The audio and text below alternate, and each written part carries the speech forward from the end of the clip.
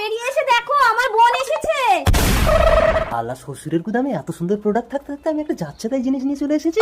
বোন, এটা তো জামাই বাবু। ও সোনা, আমি যেন কিছু দেখতে পাচ্ছি না। তুমি কিছু দেখতে পাচ্ছ না? তোমার দৃষ্টিশক্তি চলে গেছে।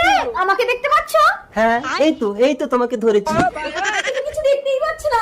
এবং তুই কিছু মনে করিস না, আসলে তো জামাই বাবু চোখে দেখতে পাচ্ছে না। ওগো, তুমি যখন এই পৃথিবীর আলো দেখতে পাচ্ছ না, আজ থেকে আমি ওই পৃথিবীর আলো দেখবো না। সারা জীবন চোখ বেঁধে রেখে তোমার কষ্ট অনুভব করবো।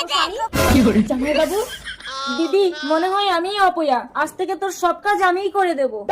আরে শালি, তোমার দিদির কাজ সব ঘরের ভিতরে। কই গো, কই গেলে?